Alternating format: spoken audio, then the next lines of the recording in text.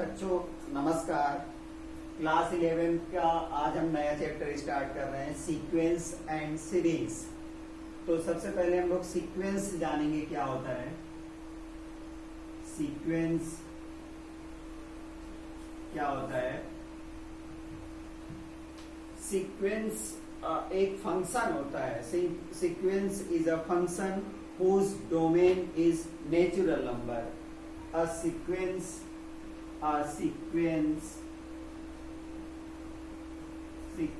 is a function whose domain is a natural number.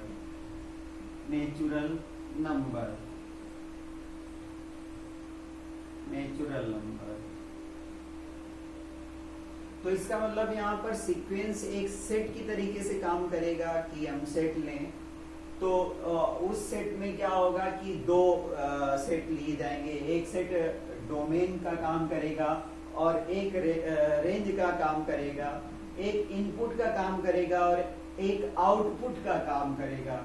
तो sequence में क्या होगा कि हम नेचुरल नंबर लेंगे, सीक्वेंस को रिप्रेजेंट करते हैं an से। इस तरीके से कोई सीक्वेंस होता है उसको हम डिनोट करते हैं।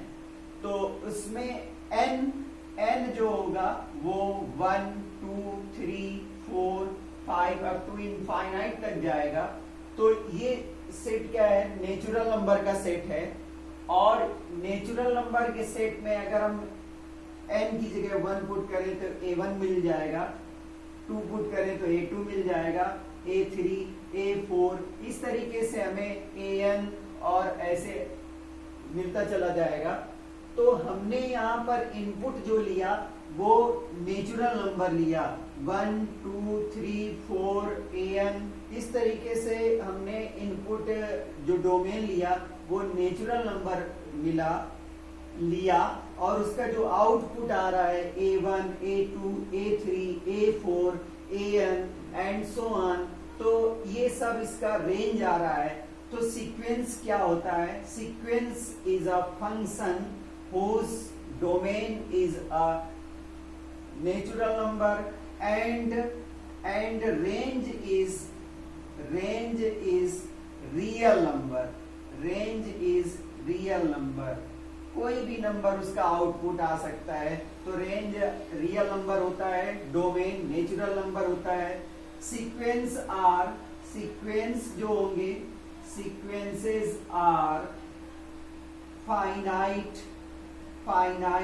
And infinite. सीक्वेंसेस जो होते हैं वो फाइनाइट और इनफाइनाइट हो सकते हैं। इसमें जो सीक्वेंस का कोई जर्नल टर्म होगा, journal term of sequence is denoted by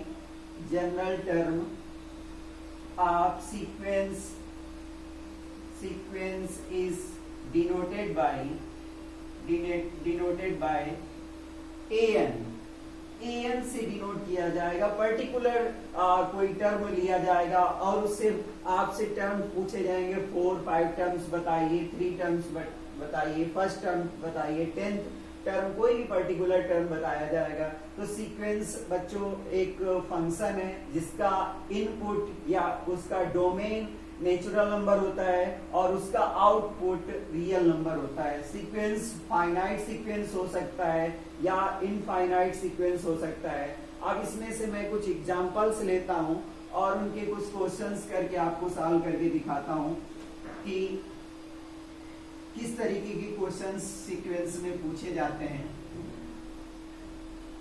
वो आपको सॉल्व करने होंगे। तो इसमें पहला क्वेश्चन दिया गया है कि an इक्वल टू 2n-3/6। तो इसमें हमें फर्स्ट 4 टर्म फाइंड करने हैं। फाइंड फर्स्ट 4 टर्म्स फाइंड करने हैं। तो हमें a1 फाइंड करना है, a2 फाइंड करना है, a3 फाइंड करना है, a4। तो आपने इनपुट रख लिया, इनपुट 1 2 3, n को हटाया 1 रखा, तो 1 रखने से 2 इंटू 1 माइनस 3 अपॉन 6 किया, 2 माइनस 3 माइनस 1 अपॉन 6 हो गया, 2 इंटू 2 माइनस 3 किया अपॉन 6 किया, तो 4 माइनस 3 1 अपॉन 6 हो गया। तो इस तरीके से 2 इंटू 3 माइनस 3 किया अपॉन 6 किया, तो 6 माइनस 3 अपॉन 6 मतलब 3 अपॉन 6 इज इक्वल टू 1/2। आपकी बार 2 इंटू 4 माइनस 3 अपॉन 6 किया, तो 4 2 जा 8 माइनस 3 5 अपॉन 6 हो गया। तो इस तरीके से जब हम लोगों ने नेचुरल नंबर रखे तो हमें आउटपुट रियल नंबर मिल रहा है। उसका आउटपुट रियल नंबर हो सकता है, इनपुट नेचुरल नंबर ही होगा, आउटपुट नेचुरल नंबर के अलावा positive integer, negative integer, positive fraction, negative fraction मतलब रियल नंबर आ सकता है। तो इस तरीके से आपसे वो कोई जनरल टर्म देंगे और वो आपसे कोई पर्टिकुलर टर्म पूछेंगे। तो इसी तरीके से कोई दूसरा हम लोग कंडीशनल सीक्वेंस लेते हैं और उससे उसको सॉल्व करने का प्रयास करते हैं कि जैसे उन्होंने एक सीक्वेंस दिया गया है, सीक्वेंस दिया है कि सीक्वेंस है कि a1 इक्वल टू 1 है और an इक्वल टू गिवन है an minus 1 plus 2 when n is greater than or equal to 2। इस तरीके से दिया गया है, find first four terms, find first four terms। तो बच्चों आपको a1 दिया गया है, a1 दिया गया है, a1 1 है, फिर आपसे बोला गया है कि n 2 लें या 2 से ग्रेटर लें, तो सीक्वेंस हम ये लेंगे। तो हमें सीक्वेंस दिया गया है an equal to an minus 1 plus 2। तो हम a2 जब फाइंड करेंगे तो यहाँ पर a2 माइनस 1 प्लस 2 करेंगे, a2 की जो वैल्यू आएगी वहां पर a1 प्लस 2 हो जाएगा और a1 हमें 1 दिया गया है, तो वहां पर 1 प्लस 2 इक्वल टू 3 पुट कर देंगे, 1 प्लस 2 इक्वल टू 3 पुट कर देंगे। इसी तरीके से a3 जब फाइंड करेंगे तो फिर से इसी में पुट करेंगे, a3 माइनस 1 प्लस 2 करेंगे, तो a3 की वैल्यू आएगी a2 प्लस 2 और a2 हमें 3 मिल चुका है, तो इस तरीके से 3 प्लस 2 ये 5 हो जाएगा। तो कुछ क्वेश्चंस कंडीशन के अकॉर्डिंग दिए जाएंगे, उनको हमें सॉल्व करना होगा।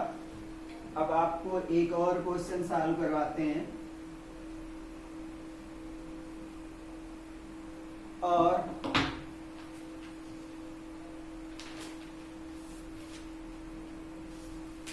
फिर आपको क्वेश्चंस करने होंगे।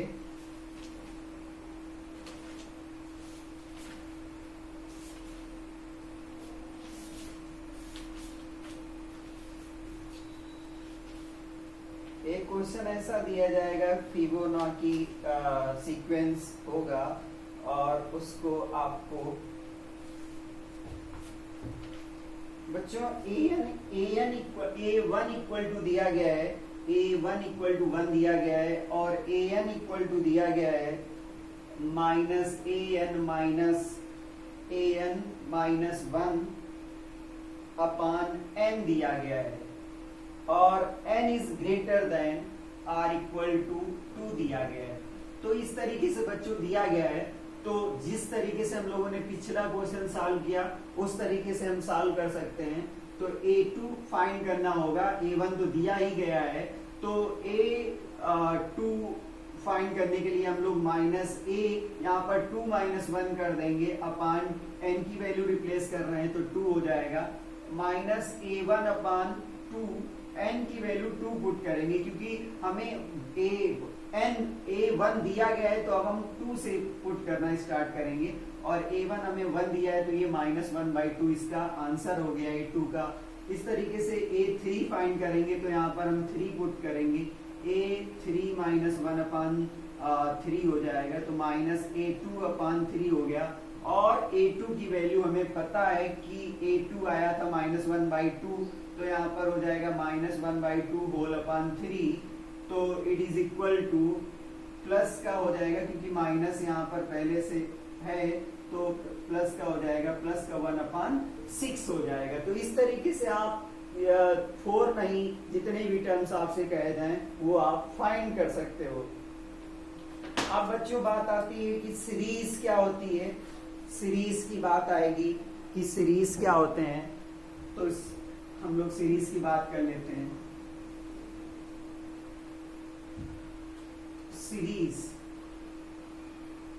सीरीज में जितने भी सीक्वेंस के टर्म्स हैं उन सबको हम लोग प्लस करके रख दें या माइनस करके रख दें, तो वो जो हमें सीक्वेंस मिलेगा वो सीरीज कहलाएगा।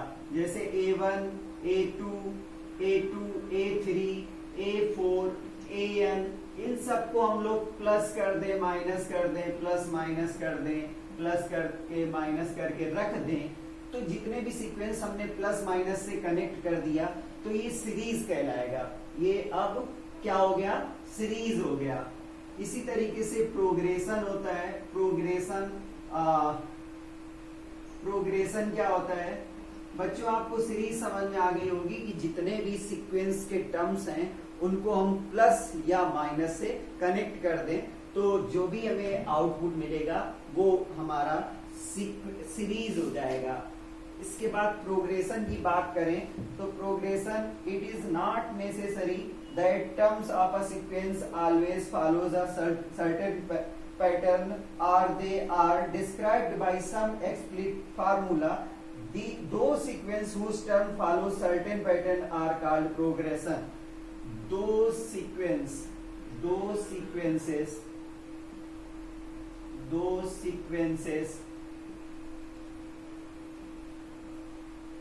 who follow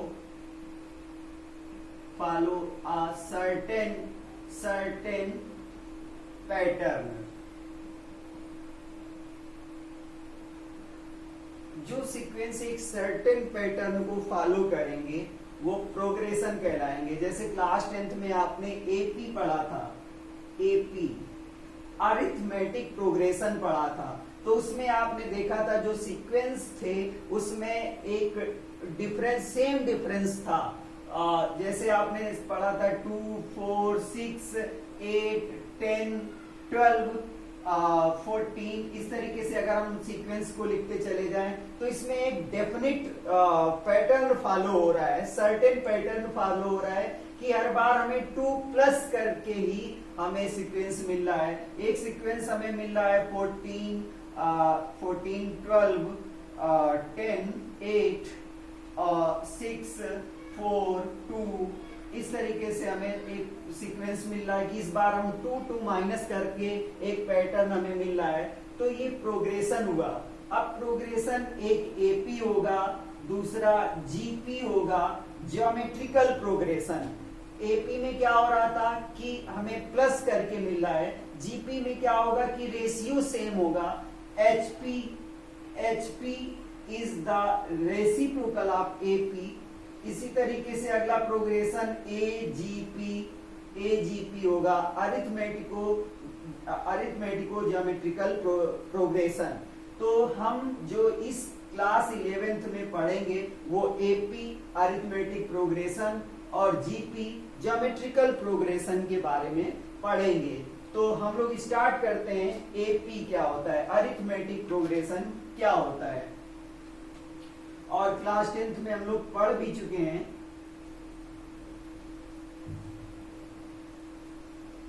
तो arithmetic progression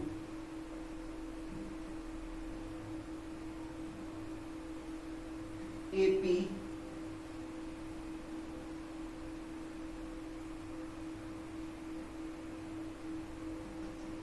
progression,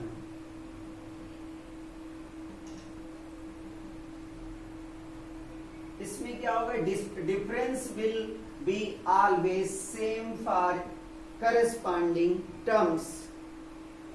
A sequence is called a sequence is called an AP short form में लिख रहे हैं arithmetic progression. If the difference of the term if the difference of the terms of a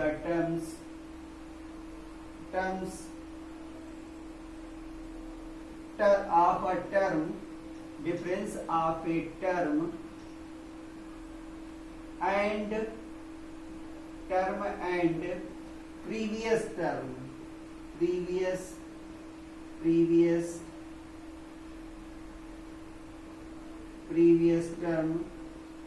is always same, is always same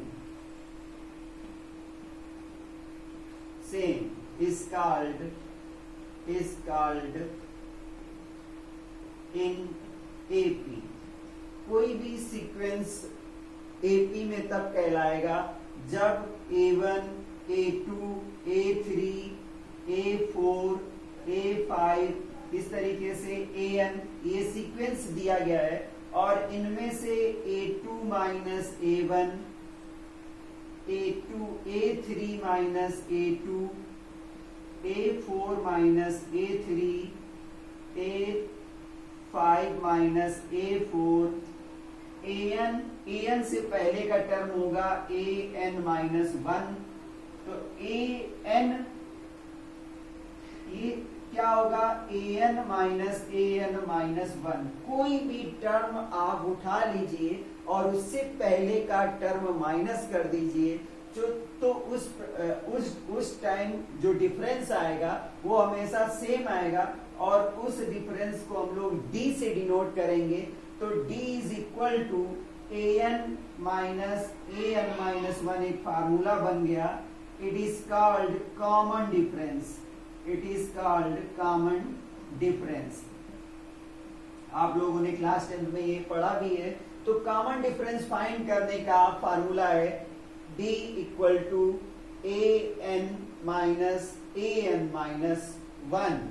कोई term और उससे पहले का term अगर माइनस कर दें तो हमें कॉमन डिफरेंस मिल जाएगा। कोई भी सीक्वेंस अगर AP में है ये चेक करना है तो हम सिर्फ और सिर्फ उसका डिफरेंस चेक करेंगे। अगर डिफरेंस सेम आया तो वो सीक्वेंस अरिथमेटिक सीक्वेंस प्रोग्रेशन में बोला जाएगा। तो इसमें जो फार्मूला यूज होगा कॉमन डिफरेंस का d equal to an minus 1 कोई टर्म उससे पहले का टर्म। इसके बाद जनरल टर्म होता है। जनरल टर्म का फार्मूला होता है general term an equal to आपने पढ़ा था a plus n minus 1 into d। इसको हम लोग L से भी डिनोट कर देते हैं, लास्ट टर्म भी बोल देते हैं कि L इज लास्ट टर्म। तो ये जनरल टर्म का फार्मूला हुआ। और इसी तरीके से सम ऑफ n टर्म्स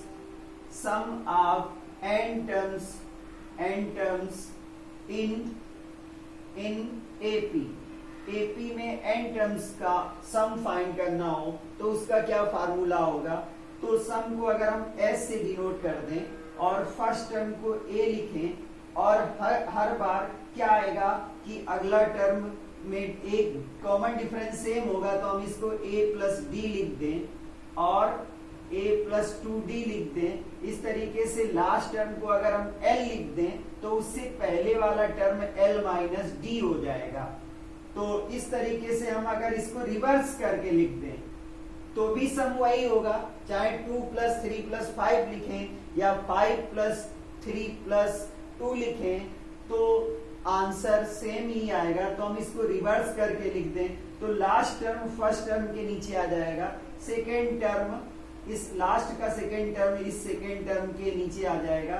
इस तरीके से l माइनस 2d और इस तरीके से अगर हम देखें तो यहाँ पर a प्लस डी हो जाएगा और यहाँ पर a हो जाएगा। और अगर हम दोनों को प्लस कर दें तो s और s 2s हो जाएगा, l plus a plus l हो गया। और प्लस डी डी कैंसिल हो जाएगा तो a प्लस एल और a प्लस एल हमने इन टर्म्स को n टाइम लिया था अप टू n टर्म्स तक लिया था। बच्चों अगर हम 1 को 5 टाइम ऐड करें 1 प्लस 1 प्लस 1 तो 1 प्लस 1 और प्लस 1 प्लस 1 प्लस 1 तो ये क्या हुआ 5 हुआ। या तो एक एक करके ऐड करें तो 5 आएगा या 1 इंटू 5 कर दें तब भी 5 आ जाएगा। तो a plus l a plus l कितने टाइम है n टाइम है तो ये क्या हो जाएगा n into a plus l हो जाएगा। तो 2s इक्वल टू तो s इक्वल टू हो जाएगा n upon 2 a plus l. तो ये बच्चों सम ऑफ n टर्म का फार्मूला हुआ। अभी हमने पीछे l equal to a plus n minus 1 into d लिखा था तो इसी को हम लोग s equal to a n by 2 बाहर है n बाई 2 a तो रहेगा l को हम लोग a plus n minus 1 into D लिख सकते हैं तो a प्लस a 2a हो गया तो s equal to n by 2 a plus n minus 1 into d हो गया।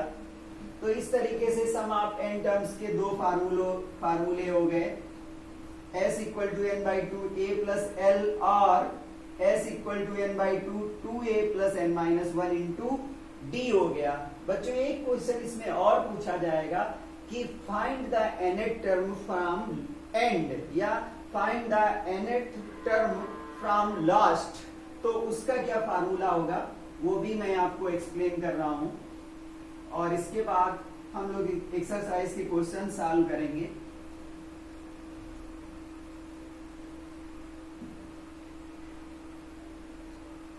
To find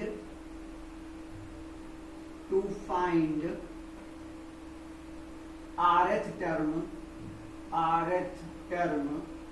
from end of an AP which has n terms। तो बच्चों एक AP है जिसमें n टर्म है A1 A2 A3 इस तरीके से n टर्म है। हमें यहां से rth टर्म निकालना है तो rth टर्म जब यहां से rth टर्म फ्रॉम एंड निकालना है rth टर्म फ्रॉम एंड निकालना है तो हम लोग क्या करेंगे कि हम लोग उसको बिगिनिंग से निकालने का प्रयास करेंगे। मान लीजिए 2 3 5 7 और 8 हुआ। अगर 7 यहां से सेकेंड टर्म है मतलब ये r है तो बिगिनिंग से ये कौन सा टर्म हुआ 7 अगर लास्ट से सेकेंड टर्म हुआ तो यहाँ बिगिनिंग से कौन सा टर्म हुआ 1 2 3 4 तो ये बिगिनिंग से फोर्थ टर्म हुआ तो इसको कैसे निकालेंगे। टोटल टर्म्स टोटल टर्म्स हैं हमारे पास 1 2 3 4 5 टोटल टर्म 5 है। r कितना है 2 है तो हमें nth टर्म फ्रॉम बिगिनिंग निकालने के लिए फार्मूला अप्लाई करना पड़ेगा। nth term from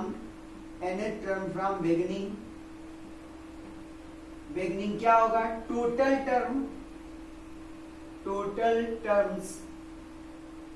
terms minus number of term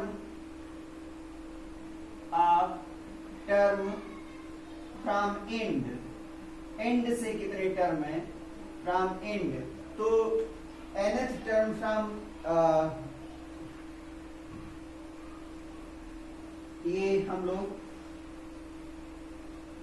nth term from beginning निकालना है तो टोटल टर्म तो बिगिनिंग से निकालने के लिए टोटल टर्म इसमें कितने हैं टोटल टर्म है यहाँ पर 5 हुए 1 2 3 4 5 माइनस बिगिनिंग से कौन सा टर्म था 2 बिगिनिंग से 1 2 3 4 5 1 2 3 4 5, तो और +1 करना पड़ेगा इसमें, +1। तो यहाँ पर 5 - 2 +1, तो ये फोर्थ टर्म हुआ। तो बच्चों आपसे जब भी rth term from and find करना होगा तो हम लोग उसका बिगिनिंग से फाइंड कर देंगे। That term from beginning equal to total term minus number of term from end +1 कर देंगे। टोटल टर्म देखेंगे कितने हैं और जो लास्ट से टर्म पूछा गया वो +1 कर देंगे। जैसे किसी सीरीज में 20 टर्म है, हमसे लास्ट से 8th टर्म पूछा जा रहा है, तो हम बिगिनिंग से निकालेंगे 20 - 8 +1 कर देंगे। तो ये एक लास्ट फार्मूला है। और इसके बाद हम लोगों से पूछा जाएगा, कोई क्वेश्चन दिया जाएगा, थोड़े से स्टैंडर्ड क्वेश्चन इस बार पूछे जाएंगे।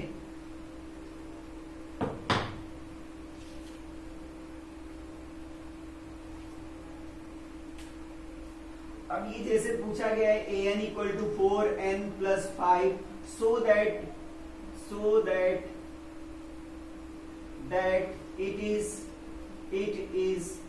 an AP। ये AP का सीक्वेंस है, ये बताना है। तो A1 फाइंड करो। A1 4 × 1 + 5 9 हो जाएगा। A2 फाइंड करो और 4 × 2 8 8 + 5 13 हो जाएगा। A3 फाइंड करो, 4 3 = 12 और +5 17 हो जाएगा। इस तरीके से ये A3 आ गया और A3 17 हो गया।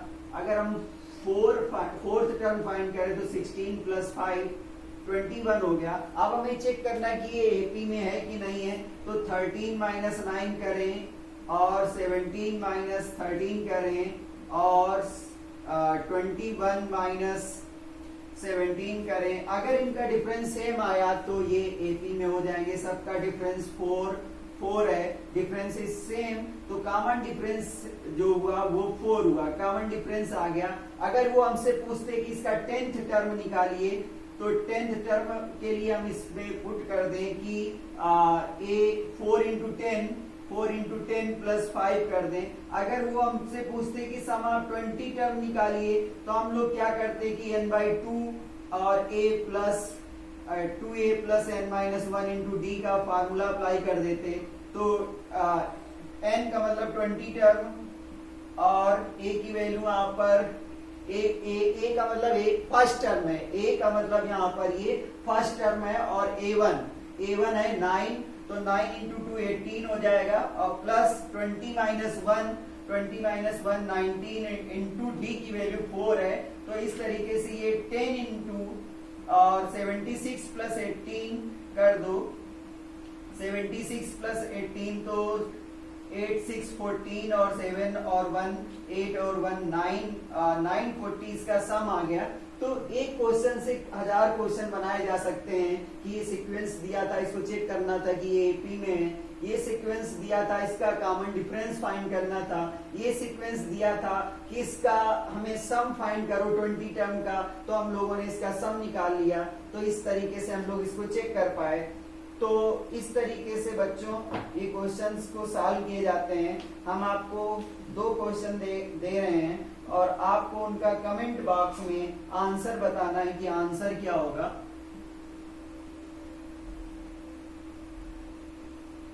कमेंट करके हमें बताइए कि उनका आंसर क्या होगा।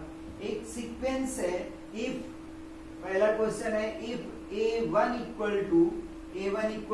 1 एंड A2 भी इतना ही है और an = है an - 1 + an - 2 और n is greater then 2, n जो लेना है वो 2 से ग्रेटर लेना है।